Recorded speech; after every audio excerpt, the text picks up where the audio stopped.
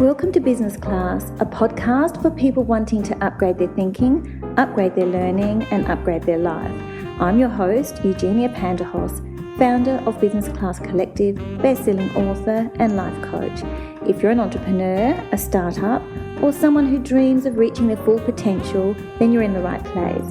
You'll feel empowered and inspired to design the life you've always wanted. Let's do this.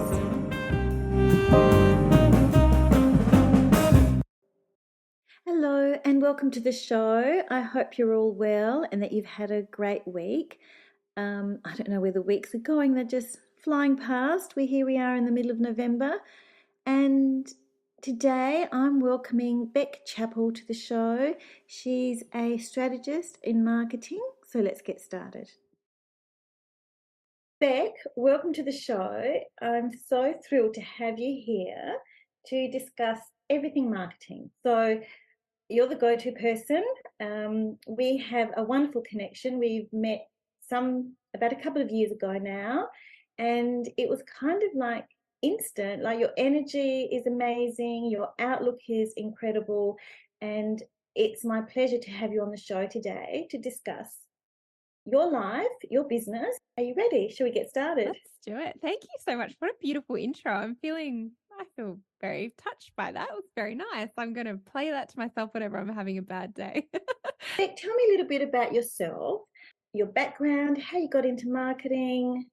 This is a fun one. Not many people ask me this question, actually, because I think people just kind of like, you are where you are when you meet people, and it's so interesting hearing people's backstories. So I'm excited that you asked me this question. I actually started in marketing. It must be nearly 15 years ago now. So it's showing my age a bit, but I actually fell into marketing, and I left school, did an events management degree. I like at TAFE. I really wasn't sure what I wanted to do in my life. I'd always said that I actually wanted to be the next big organizer of Big Day Out. Like that was my big dream. I loved music. I was really into that kind of scene, and then things sort of shifted when I was doing my events management, and I was like, oh, I'm not loving this. I finished the course and then kind of just fell into a retailer job, and then took a few months off. I was like, what am I going to do with myself? So then I went back and found a receptionist role, and very quickly discovered that I loved the marketing side, and became quite close with the marketer at this company. The directors of the business said, hey, do you want to, do a TAFE course in the evenings and then kind of like start doing the marketing for us? And I was like, of course. So I jumped at that opportunity, and it was a really exciting thing that kind of it didn't really land in my lap. I mean, I worked quite hard to kind of make an impact there, and, I changed a lot. And then very quickly, I started realizing I'd sort of reached my level there and needed to continue to grow. And then I got my first, I guess, corporate marketing role, and kind of grew from there. And interestingly enough, I worked for a health fund. That was the next role that I had. And I was there for 4 years. And during that time, I got to work with some really amazing people. I had a lot of good mentors. I saw some people kind of ending their careers in marketing, others starting, and then got to work with some really great consultants, because when I was on holidays, they made my entire team redundant. And then I came back and they were like, Bec, we want you to kind of help us rebuild this team. I was like, oh, wow. And at this time I was 24 years old. So I was young, and I had not expected that this sort of opportunity would come to me. But obviously naturally, I don't understand why I was shocked. I'd been doing all the project work and kind of a level up from what I was meant to be doing anyway, and loving it. I was very high stress. I will point that out. I was very stressed to the point where I was pretty burnt out and had chronic anxiety. So there is the dark side to this story, I guess, as well. And then, I kind of outgrew that position as well, and went into an organization next that didn't have, and this is really where I discovered what I loved doing in marketing the most. This next company that I walked into, I got hired on the spot, which was a huge compliment as well. And they'd never had marketing. So I had this opportunity to bring marketing into the business and help develop what that was going to look like and how they had to do it. And that was not without its challenges. It was an incredibly high stress role. The whole company ended up going under. They were insolvent actually when they hired me, so they should never have actually brought me on. But that in itself was a really great lesson for me, and I took a lot out of that, and walked into another role where once again the company had grown 10 mil plus, but they'd never had marketing, and it was how we were going to implement something and actually put process and procedure behind the marketing department and show return on investment, which was a new thing for people. Like, they didn't understand marketing wasn't just fonts and colors, which I often say was actually about how we can implement things and have great change, which that was pretty much my favorite thing to do. I just then went into businesses that didn't have marketing, had grown too quick, hadn't really developed brand in the marketplace. They'd just sort of done really, really well through word of mouth and all of the other stuff they did. And I loved it. It was just, and then, fast forward, 6 years, I opened Plum. And I opened Plum because at the start of a pandemic, I lost my job.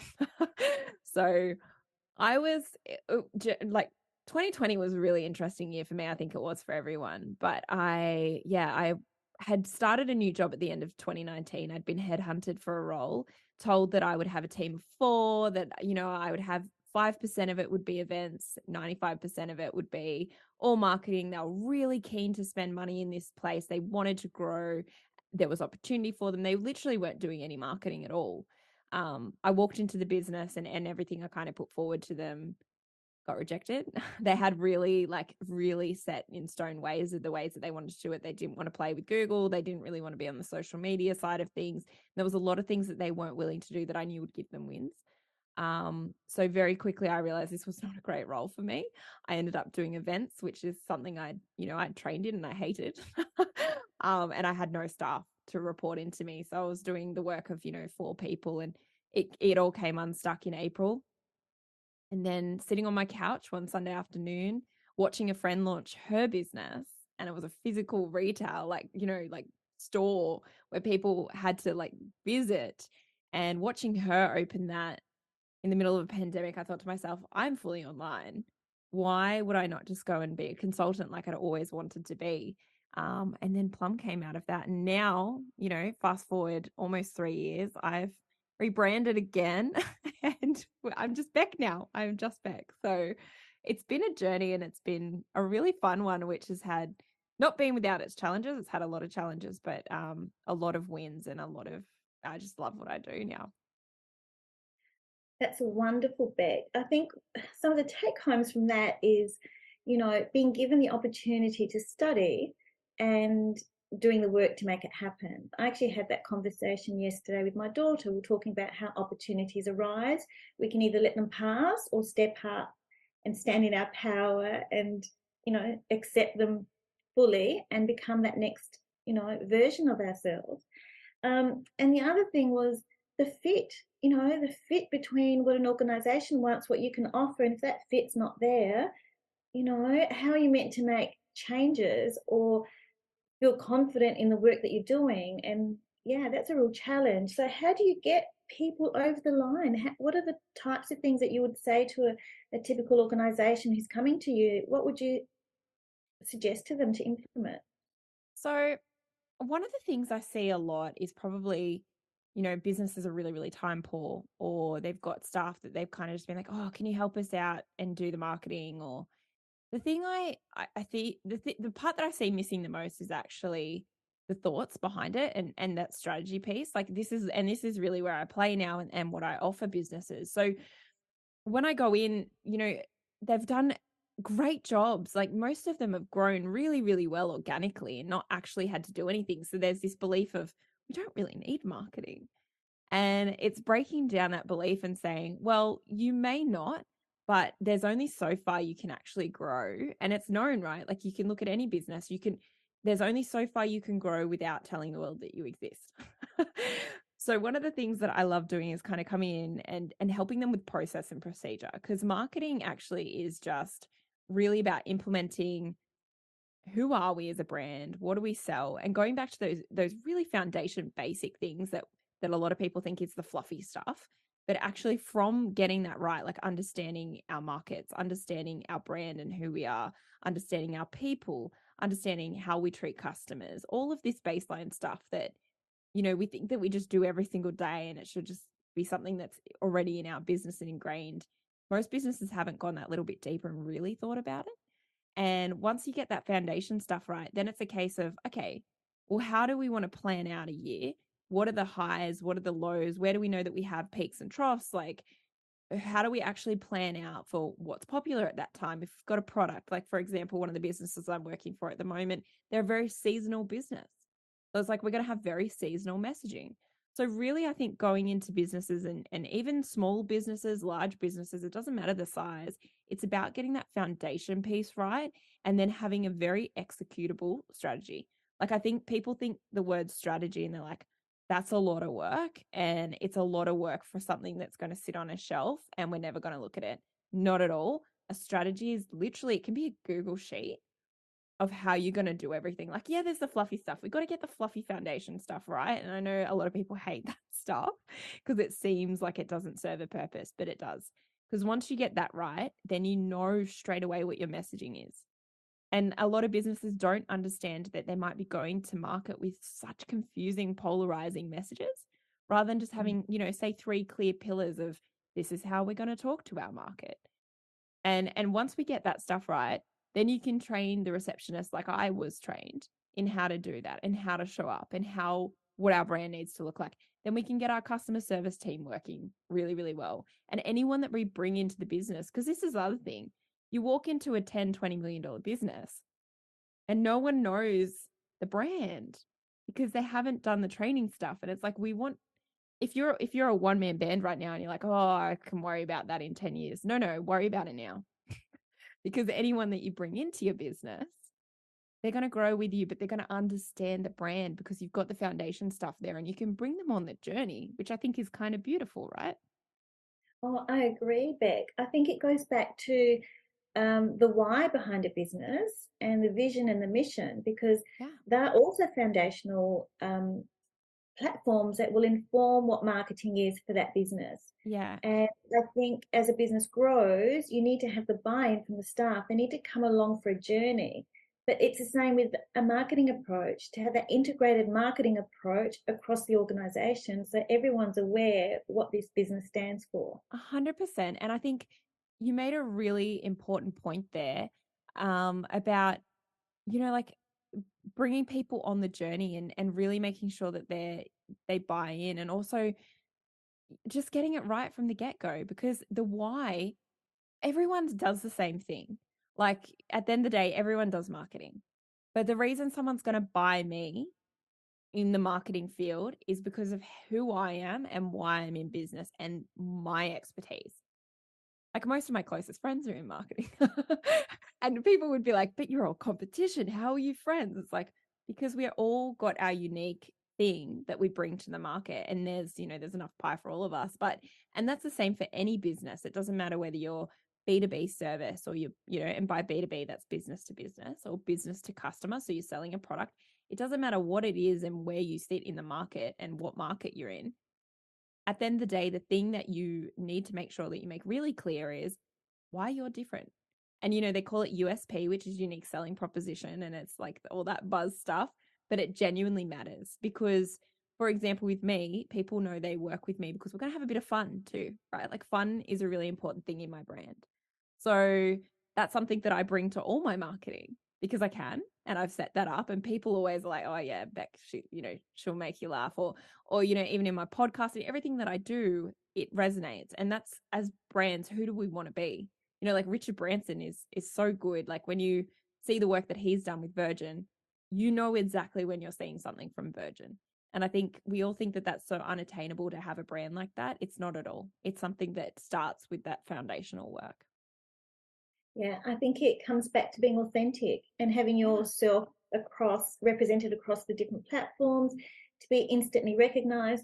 You are fun and you have that energy. And so anyone that's going to be Thank working you. with you, they're going to have that contagion. They're going to want to, vibe Woo up. is actually my third biggest strength. Hey, so I didn't realize woo was a strength, but actually it is, like on the Gallup strengths assessment. So woo, who knew it existed, but apparently I've got it. I think you've got tons of it Oh, actually. thank you.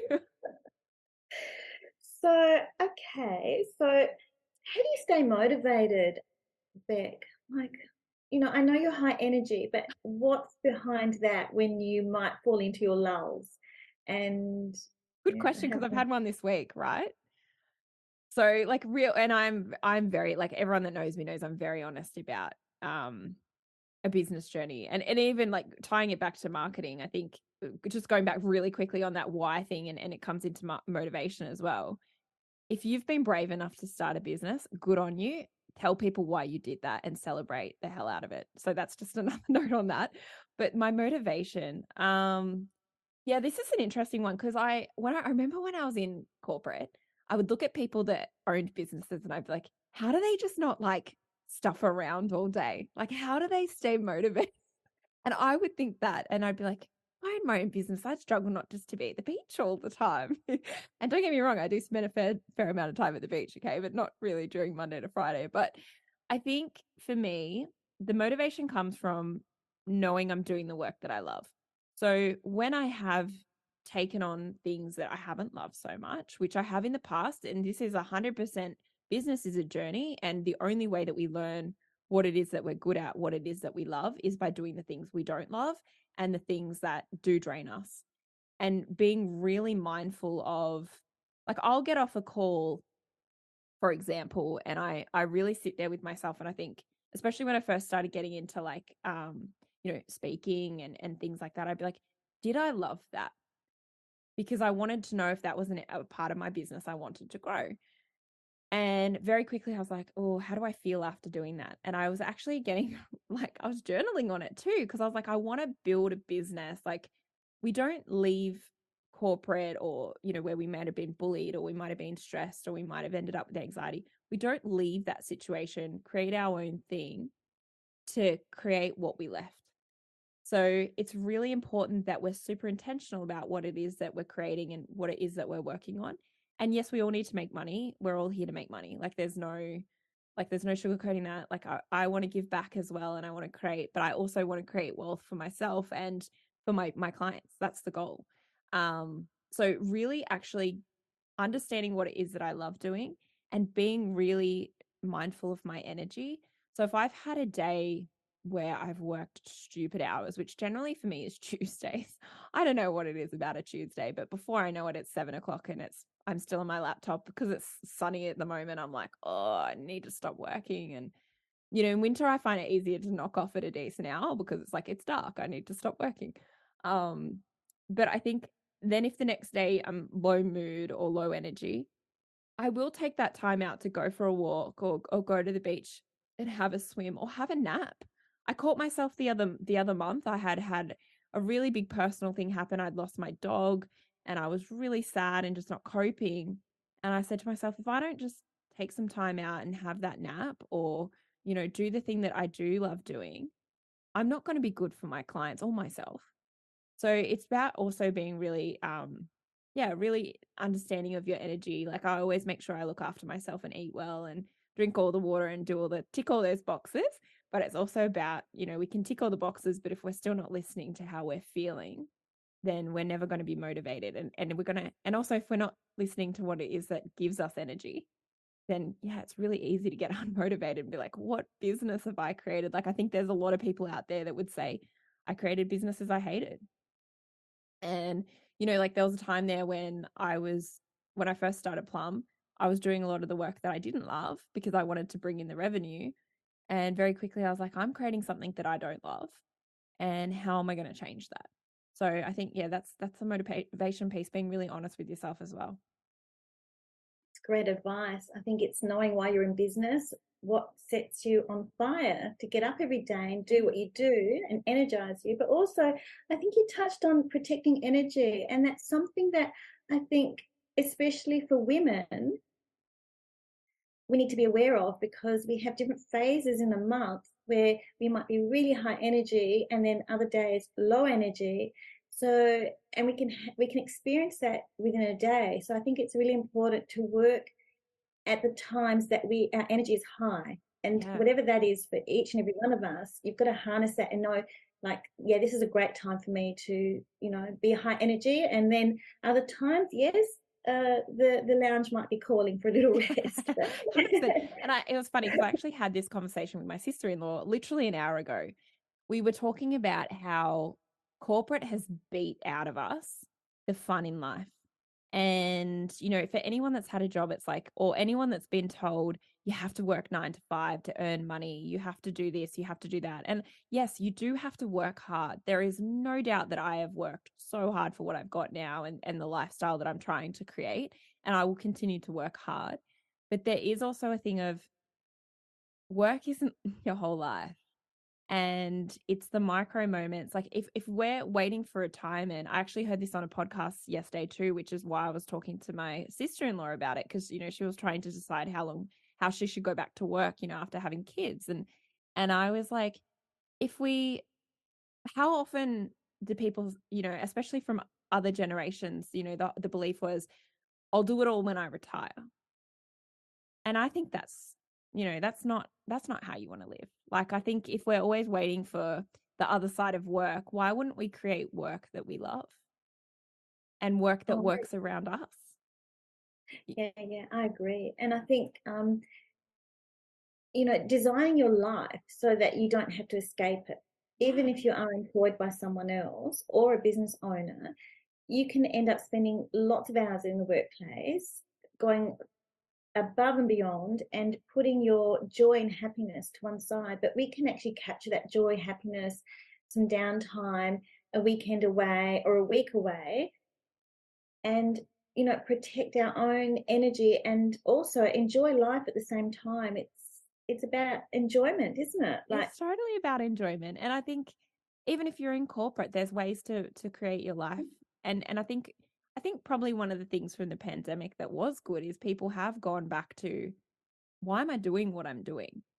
Like, you know, and also there's flexibility now, whereas back in the day it was like, we're going to work you to the bone and we expect you to over deliver constantly. And there wasn't this whole thing around, hey, we're all unique, we all work at different times as well, by the way. Like, I used to think I was a morning person. I very much discovered I am not. Look, I'm not an afternoon person either. I'm just a person. I still probably am more morning person than the average, but I'm not like, why was I getting up at 5 a.m.?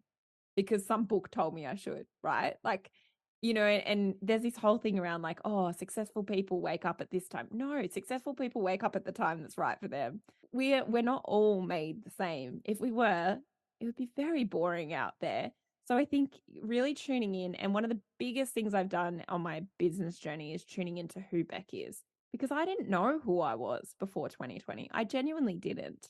And I'm very open about that. And it doesn't mean every day is going to be good. As I said, I've had a pretty interesting week this week. It has been a roller coaster. And the days where, you know, you do have that thought of, oh my God, should I just get a job? Like, this is so hard. Like, everyone has those days in business. But it's about bringing it back to why, and also believing in yourself and saying, hey, cut yourself some slack. I think Ted Lasso says it best. He says something like, do I need to get you some scissors? Cut yourself some slack. But you know, and I think you're still going to have those bad days. This is not like foolproofing your life that every single day is going to be amazing. Not at all. I have terrible days. I have days where I just want to sit in a corner and cry, right? Everyone has yeah, those days. But it's about how we pick ourselves back up, and also how we talk to ourselves when we're in those moments of despair and like, oh my God, what am I doing with my life? Because we all have them. So absolutely, everyone does. I think we wouldn't be honest if we said we didn't. no, if everyone's happy, or if someone's happy all the time, something they're not expressing something. Yeah. Or we want to have what they're having. Yeah, 100%. What are they taking? So, who's your biggest inspiration? Wow, that's a big question. I think my biggest inspiration is actually not being who I used to be. There's a lot of inspiring people in my life. I have no doubt about that. I think, you know, meeting yourself and all of the women that I have surrounded myself with, everyone is so damn inspiring. But the thing that probably inspires me the most is knowing what my life used to look like and knowing the woman that let it be that way. Um, and then looking at where I am now, and even on my hardest day, going, "Oh my God, you are so brave!" Like, and just being inspired by that woman in 2020 that literally had her entire life fall apart in the space of 2 months, And I was able to, when I was just, it's such a low point with my confidence, and just my life was just at such a low. And I was able to pick myself back up and go, well, you know what? It's about damn time I lived for me. And I think now, setting the fact that, you know, I'm always going to be kind, I'm always going to be empathetic, and I've really owned that. But it's also about, at the same time, how am I going to be kind and empathetic to myself? I think I do genuinely inspire myself when I pick myself up from low moments. And yeah, I think looking back on who I used to be, because I wasn't as happy as I deserved to be. It's really interesting, people that knew me in 2020 and people that know me now, and they're like, how are you even the same person?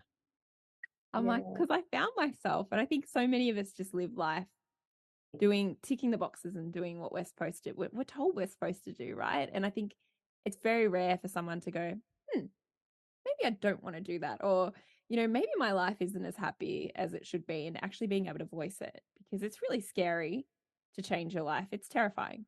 And Nothing great comes from comfort. is there a book that inspired your thinking? Like, is there a book that's changed your life? Yes.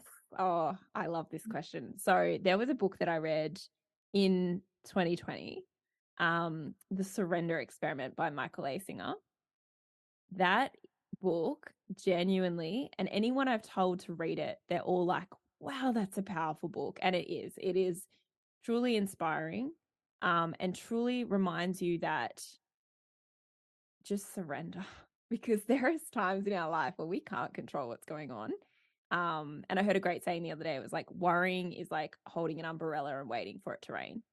And this book's like, it's so much like, just learn to, because I was a control freak, a self-confessed control freak. Like, you couldn't believe the spreadsheets I had going on in my life. About, like, I would plan a holiday down to the minute that it would take me to drive from point A to point B, and every stop we'd have along the way. And then I read this book, and it, like, because my whole life was falling apart, as I said, and I read this book, I was like, hey, this is cool that my whole life is falling apart. Like, the other one is Jay Shetty, Think Like a Monk. I think that's a really impactful book. And that definitely, reading that changed my life too. And then Janine Garner's Be Brilliant. I speak about that often. And also, Erica Kramer, her book Confidence Feels Like Shit. That's in those 4 books. I read them all in probably the back half of 2020. I think from like about June I started reading them, and they just shifted the fact that I'd been, my whole life prior, I'd really been in a victim mindset. And I'd really just looked at life as like, oh, and even though I was positive, it was weird. I was positive, but at the same time, I wasn't positive about myself. And it really shifted how I thought about life as a whole, and about things that happen to us, and about how we can change our attitude towards life for things to, yeah, really, change. And then most recently, the book that I've read this year that I would recommend everyone reads is The Girl Who Fell from the Sky by M. Carey. That book is phenomenal. Yeah, that was an incredible moment listening to her share her story. Yeah. Oh my goodness. And I can imagine the book. I haven't read the book. I was so moved by that story though. Yeah, That her book is just, oh, it's good. oh. Yeah. How do you celebrate your wins? Um, I don't do it often enough, and I'll own that. And I feel like I really started trying, actually. So every little win that I had in 2020, I would, pop a bottle of champagne or do something. I also celebrate with presents to myself. So when I launched the podcast, I was like, okay, when it gets 500 downloads, I'm allowed to buy a nice mic for myself. So then I got the 500 downloads, bought myself a nice mic. So I do put little presents around things. But I think the problem for me is, and something that I am working on, is I don't sit in the celebration for long enough before I'm looking for the next. And my therapist told me that's because I have blind ambition and not wise ambition, um, Oh, which I agree with completely. She has 100% nailed it there. So I think for me, a big thing that I want to shift going forward, and I've been working on, is actually really sitting in the celebration and really, journaling on it, or like, yeah, doing bigger things, because even those micro wins are wins, and we need to acknowledge them, because we're so quick to go to the negative. Like, literally, we're designed to go to the negative. So when you switch that off and you actually go, hey, I had 2 inquiries come in today instead of X happen. It's like, or I had, your beautiful intro, like getting off this and just being like, oh my God, that was so nice, and really like bathing in it. And one of the other great ideas that I've had someone give me is start a brag book of like all the lovely things people say to you and all of the wins that you have, so that on those low moments you literally open up and you're like, I'm awesome. So that's something I'm working on. I've got my little brag book now, so I think that's something that I've taken away as well. Oh, I love that. I might have to have my own brag book. Ah. I read recently that another good thing is to reflect on your bio. So if your bio is up to date, just reading your bio and saying, wow, was that me? Oh, Do I you love that like that? idea. Yeah, I'm going to do Yeah, that. I'm going to add that one to my list. yeah, yeah. What's the best piece of advice you've received in business or in life, actually?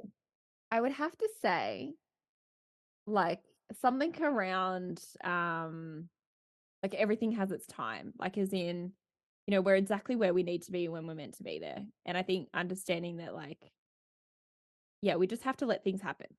Like we can, I know we like the idea of always pushing, always wanting to be at the next, but really being mindful in enjoying the moment and kind of understanding that we're exactly where we need to be, rather than, worrying about where we're going to be next year, or, have those goals and have those ambitions. 100%. I am so for goal setting and so for like vision boarding and all of that stuff. But don't let that stop you from appreciating the journey, because it's actually the journey that's the fun, the hard, the learnings. Like if we skip over the journey, well, the destination's going to be pretty boring. Yes, I agree. I subscribe to you're exactly where you're meant to be and to trust the timing of your life. Yeah, trust the So, timing of your life. That's the saying I was like thinking of, but I couldn't think of it. yeah, yeah, it's trusting the timing of your life because it may be challenging and it may be hard or it may be joyous or exciting, but whatever it is, if you're an active participant in it and you can accept what's happening and then rise to the challenge or rise to celebrating, then you're trusting in that timing. I look at something that, I think about times I've put something off and I think, Mm. oh, it doesn't feel right or I don't have the energy for it. And then suddenly I'm in the zone and I think, oh, this feels great. And it's like that timing thing.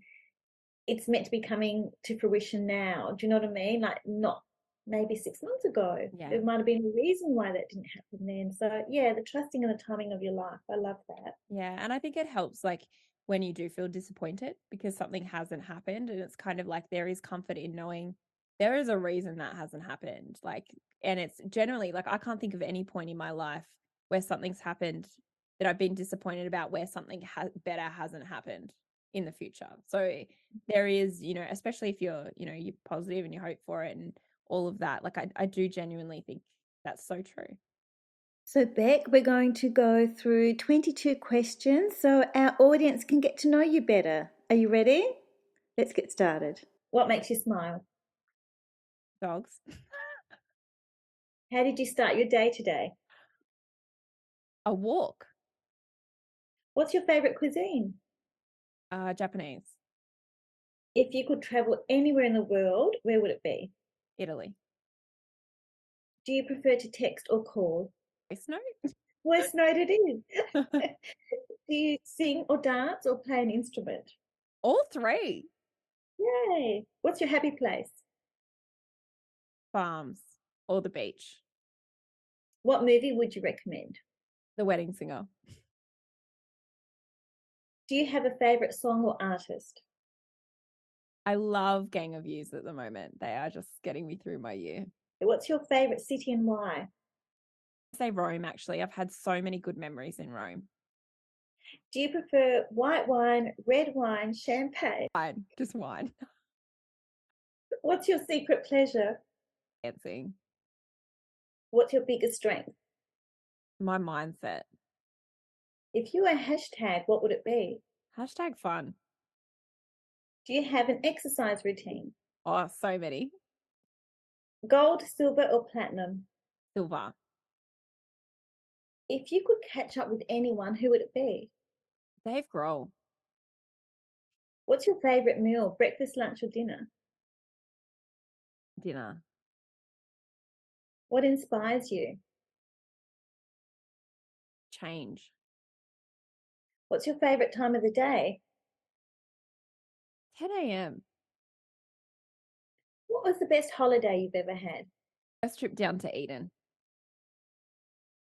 Do you enjoy sweet or savoury? Savoury. Bec, it's been a pleasure having you on the Business Class Collective podcast. I hope we get to catch up in person soon. It's been wonderful meeting you and having our moments together and sharing our stories, and for you sharing your story here today with me and our audience. Thank you so much for having me on. It's been an absolute pleasure. I've loved every second of it. I hope you've enjoyed the conversation I've had with Bec Chappell.